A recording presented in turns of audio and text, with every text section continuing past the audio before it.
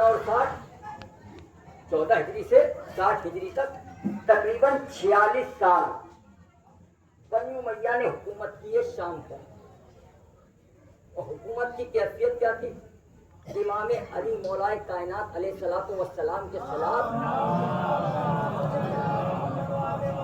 مولا کی دشمنی لوگوں کے دلوں میں پیدا کی. اور کیسے پیدا کیا؟ آپ تاریخیں سنتے رہتے ہیں، تفصیلوں میں جاننے کی ضرورت نہیں ہے کیونکہ وقت اتنا نہیں ہے. کہ رات کو درباری آتے تھے، درباری سپاہی، اور بچوں کے دروازوں کے کھلونے رکھتے تھے. صبح میں دے کے جاتے تھے کھلونے، اور رات کو وہی سپاہی آتے تھے اور بچوں سے کھلونے چھین لیا کرتے تھے. اور جب لوگ پوچھتے تھے کس نے چھینے، کہ علی نے چھینے، علی نے چھینے. تو یہ جو بچے تھے جو بچپن میں سنتے ہوئے آئے تھے، اگر کسی بچے کا کھلونا چھین لے تو اس کے دل میں تو آپ کے لیے بڑی دشمنی پیدا ہوگی. تو اب یہ بچہ کبھی تو جوان ہوگا، کبھی تو جوان ہوگا. یہ بچہ جوان نہیں ہو رہا تھا بلکہ علی کی دشمنی جوان ہو رہی تھی، علی کی دشمنی جوان ہو رہی تھی. ایسا ماحول ہے شام کا. امام کیا کہہ رہے ہیں کہ شام کو میں فتح کروں گا. آ گیا بیمار، دربار سجا ہوا ہے، درباری یزید کے، سپاہی یزید کے، خنجر یزید کے، بھالے یزید کے، نیزے یزید کے.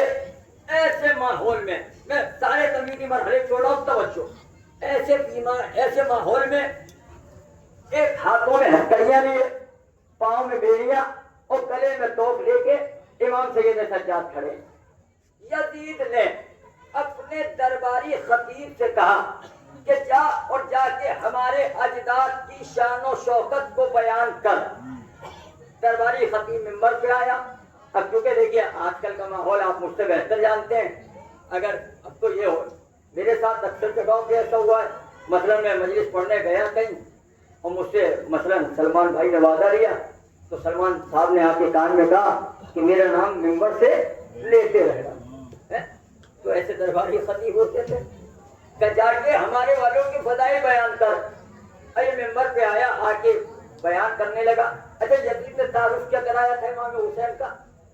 تعارف یہ کرایا تھا کہ ایک باغی تھا جس نے حکومت کے خلاف بغاوت کی اور ہم نے اس کا سر و تن میں جدائی کر دی. یہ تعارف کرایا تھا امام حسین کا. اب درباری خطیب جو منبر پہ آیا، اس سے پڑھتا گیا، بیان کرتا گیا، بیان کرتا گیا. اس مرحلے تک جب آیا کہ ایک باغی جس کا نام حسین ابن علی تھا حکومت کے خلاف خروج کیا. جیسے یہ جملہ کہا، امام سید سجاد اپنی جگہ سے کھڑے ہوئے، ہتھکڑیوں کو سنبھالا، بیڑیوں کو سنبھالا اور گلے کے توپ کو سنبھالا. اور سنبھالنے کے بعد امام سجاد نے جملہ کہا، او جھوٹے خاموش ہو جا اور منبر سے اترا. کیا سن رہے؟ خدا کی قسم کیا سن رہے؟ ایک جملے کی کیفیت کو آپ نے محسوس نہیں کیا. خدا کی قسم امام سید سجاد نے کیا کہا؟ او جھوٹے خاموش ہو جا اور منبر سے اترا.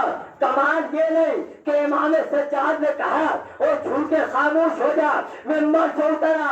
کمال تو یہ ہے کہ وہ خاموش بھی ہو گیا، منبر سے بھی اتر آیا. صلوات بولے محمد والے.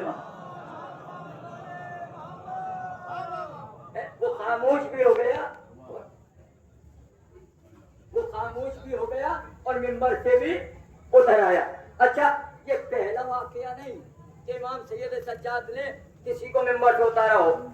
امام اس سے پہلے امام حسن کے دور میں ایک شخص منبر پہ بیٹھا تھا، تو امام حسن نے کیا کہا کہ اٹھ میرے بابا کے منبر سے. اور صرف یہ جملہ نہیں کہا کہ میرے بابا صرف کے منبر سے اترا، بلکہ ایک جملہ اور امام حسن نے کہا. کیا کہا کہ میرے باپ کے منبر سے اتر اور جا کے اپنے باپ کا منبر ڈھونڈ. نہیں پہنچا میرا جملہ، نہیں پہنچا. خدا کی قسم امام حسن نے کیا کہا کہ جا میرے باپ کے منبر سے اتر اور جا کر اپنے باپ کا منبر تلاش کر. امام حسن نے اس کو دو ذمہ داریاں دی. پہلی ذمہ داری تو یہ کہ منبر کو تلاش کر، اور اس سے پہلے کی ذمہ داری یہ تھی کہ پہلے اپنا باپ کو تلاش کر. صلوات پڑھے ہوئے محمد والے.